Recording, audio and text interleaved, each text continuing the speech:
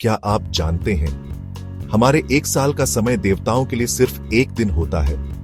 प्राचीन भारत की कालगणना इतनी अद्भुत और विराट है कि आधुनिक विज्ञान भी उसकी विशालता को देखकर हैरान रह जाता है। चलिए जानते हैं युग, मनवंतर, कल्प और ब्रह्मा के साथ साथ कैसे विष्णु और शिव इस कालचक्र में अपनी अनोखी भूमिकाएं निभाते हैं। मनुष्य का एक वर्ष भी देवताओं का एक दिन। उत्तरायण देवताओं का दिन, दक्षिणायन देवताओं की रात, यानी जो हमारे लिए एक साल है वह देवताओं के लिए केवल एक दिन और रात है।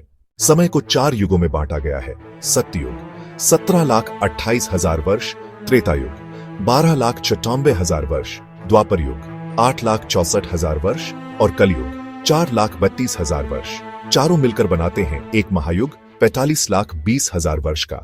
71 महायुग मिलकर बनाते हैं एक मनवंतर। हर मनवंतर में एक मनु होते हैं। एक कल्प में कुल 14 मनवंतर होते हैं।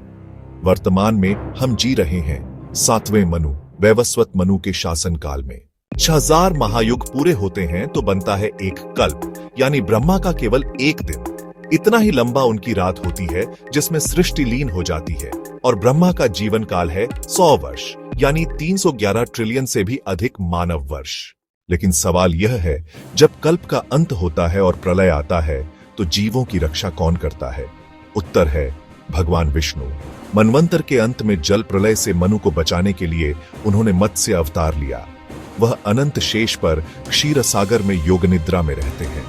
उनके नाभि से कमल निकलता है जिस पर ब्रह्मा प्रकट होते हैं।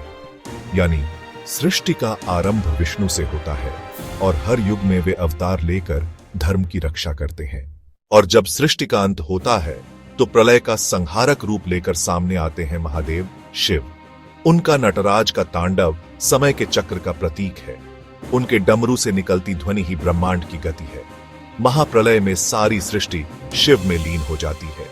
इसीलिए उन्हें महाकाल कहा गया है, जो स्वयं समय से भी परे हैं।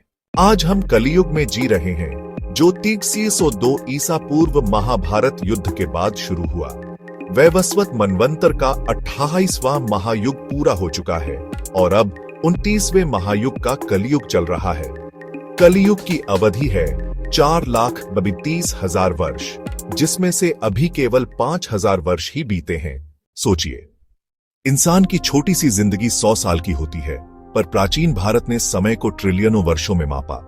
ब्रह्मा रचयिता, विष्णु पालनकर्ता, शिव संहारक और महाकाल तीनों मिलकर ही इस अनंत काल चक्र को चलाते हैं। यही है भारत की अद्भुत समय गणना। अगर यह ज्ञान रोचक लगा तो वीडियो को लाइक करें और ऐसी ही रहस्यमयी कहानियों के लिए चैनल को सब्सक्राइब करें।